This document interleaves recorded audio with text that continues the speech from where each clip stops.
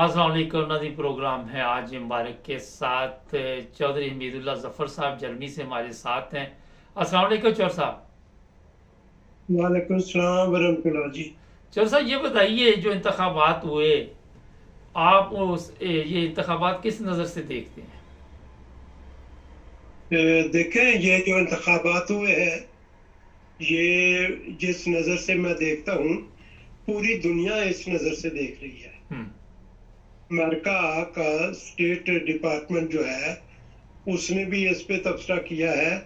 European union जो है उसने भी इस पे तबसरा किया है और उसमें उन्होंने इस बात का बरमला इजहार किया है कि इन इंतखाबात में धांधली हुई है, इसलिए जो नतीजा है उसको तस्लीम ना किया जाए। फिर उन्होंने दूसरा जो नवाज शरीफ साहब ने तकरीर की है और जिस मंजर में तकरीर की है, आपको पता है रात को वो 10 बजे तकरीर करना चाहते थे, विक्ट्री स्पीच, क्योंकि उनका जो प्लान लंदन में तय हुआ था उसमें ये तय था कि इनको वो जो है वो मेजॉरिटी देंगे या ये है कि वो सादा अक्सरियत इनको मिल जाएगी जी। लेकिन वो तो मिली नहीं।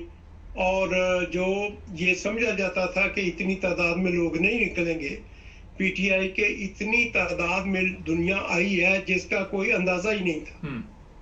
तो वो फिर नवाज शरीफ रात 10 बजे मायूस और परेशान होकर बनी गाला चले गए और फिर रात को जो गेम चली है बंद कमरों में, उसके नतीजे में फिर वो इलेक्शन का रिजल्ट रोका गया है और उसके नतीजे में फिर जो रिजल्ट आया उसमें बहुत तब्दीलियां पैदा करके इसको एक मुतनाज़ा जो है वो इंतखाब बना दिया गया है।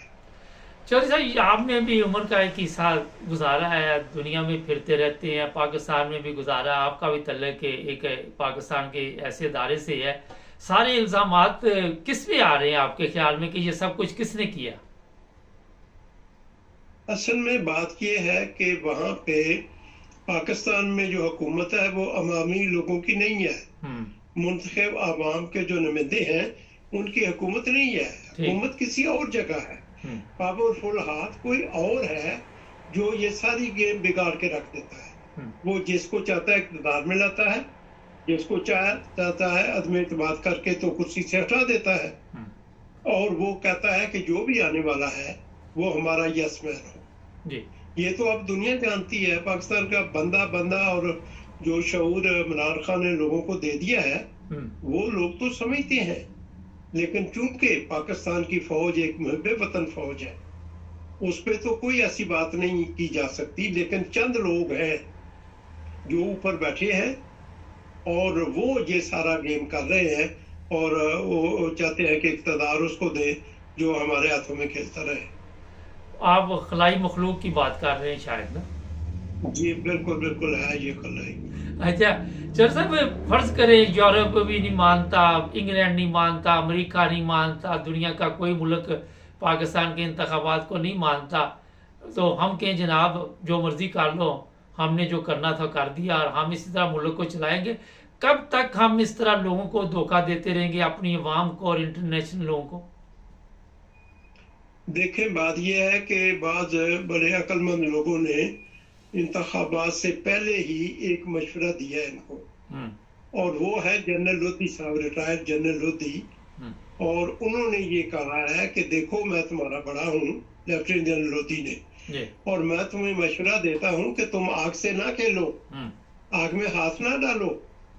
यूरोप कुछ कहे, लोग कुछ कहे, वो अपनी क्योंकि उनको अपना खतरा है। ये 4-5 लोग हैं जिनको अपना खतरा है कि अगर हमने ये फैसला मान लिया अक्सरियत का और आने वाला शख्स अगर हमारा यस्मैन नहीं है तो फिर तो हमारी जिंदगी जो है वो तो बहुत बर्बाद हो जाएगी।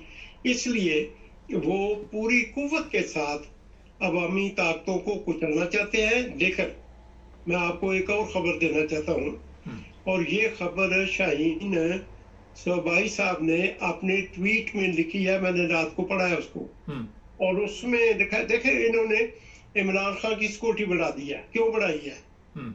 इमरान की क्यों सिक्योरिटी बढ़ाई है? क्यों ये खबरें दी जा रही हैं? इसलिए कि शाहीन सबाई साहब ने लिखा है ट्वीट में कि हमें आर्मी के अंदर से ये खबर मिली है, आर्मी सोर्स ने बताया है कि अब ये लोग सोच रहे हैं कि इसका एक ही हल है और वो ये है कि हम इमरान खान को जेल में मरवा दें और सारा मलबा जो है वो जेल इंतजामिया पे डाल दें।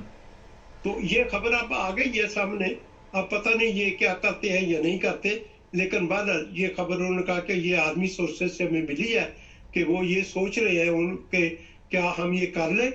लेकिन वही बात मैं जनरल लोधी साहब की दोहराना चाहता हूँ कि ये आग में हाथ डाल रहे हैं। अब आप देखें अवाम जिस कसरत से निकली है इसका कोई अंदाजा ही नहीं था, और अब अगर ये नहीं करते, लोग तो बैठे हुए हैं, बाहर निकले हुए हैं, अगर कोई ऐसी हरकत हुई तो फिर बड़ा मुश्किल हो जाएगा। और दूसरे अगर फर्ज करें ये जो नवाज शरीफ साहब कहते हैं आओ मिलजुल के हुकूमत बना लें, तो 6 महीने नहीं निकालेगा ये नवाज शरीफ साहब।